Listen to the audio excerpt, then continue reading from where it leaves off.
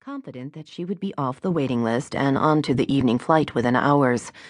But when boarding closed, she was still stranded on the wrong side of the gate. Reassured by ground staff that the Saturday plane was bound to have some spare seats, she had spent the last of her cash on a largely sleepless night in the airport hotel. All she had left were a few Swiss francs and a credit card belonging to her mother. But who cared? She would have a seat on the Saturday flight to Buenos Aires. That was all that mattered. She walked over to the coffee bar to ask for a bottle of water. The waiter eyed her with interest. Evidently, she was not looking as bad as she felt. She did not return his gaze and would not look anyone in the face.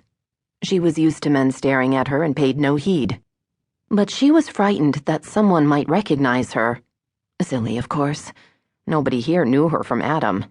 Even so, she was on the run, although she was not quite sure what she was running from. Returning to her seat, she glanced up at the departure screen, anxious that she'd missed the boarding announcement, then took a sip from her water bottle. She was apprehensive at the thought of spending 12 long hours on a plane and fearful at the prospect that her father might suddenly appear.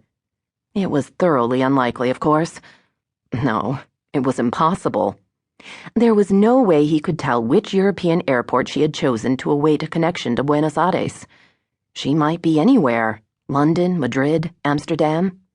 Anyway, he would not be able to leave Berlin. It was the year of the great move. For months he had been working 12 to 14 hours a day, fine-tuning the security strategy for ministries transferring from Bonn. He couldn't take time off now. Out of the question. Not on such short notice. Was there any way of finding out who was taking which plane and where? No doubt the police could do that, but they would have to put out a warrant first. And presumably they could only do that if she had broken the law. But she had not done anything wrong. She was 19 and a full-fledged adult. Nobody had the right to make the police search for her, not even her parents. Or did they? She kept an anxious watch for anything resembling a uniform. But nobody bothered her.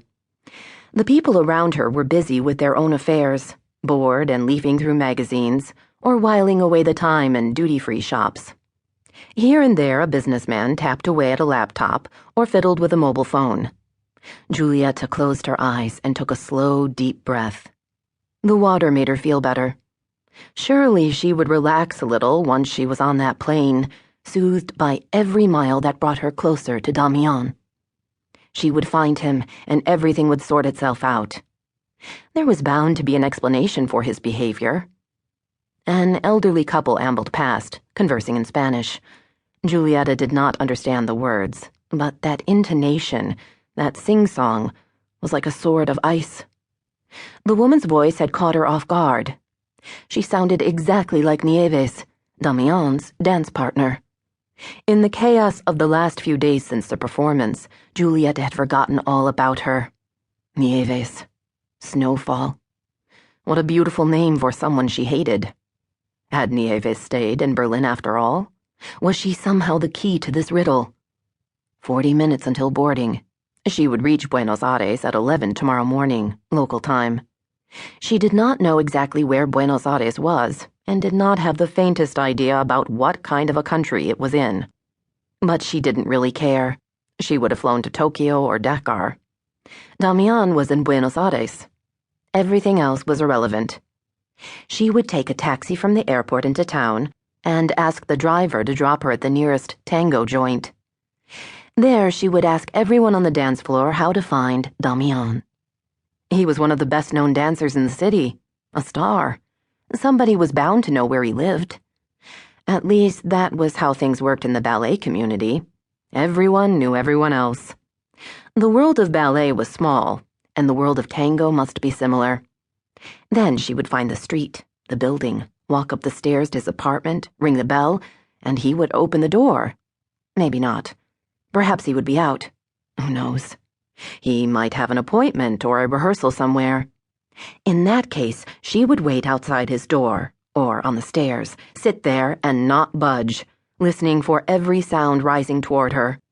She would be wearing his favorite perfume, and the scent would waft down to greet him. Before he caught sight of her, He would realize that she was waiting for him, that she had traveled halfway round the globe to be folded in his arms. Whatever had happened in Berlin, because everything that had gone before that was so much more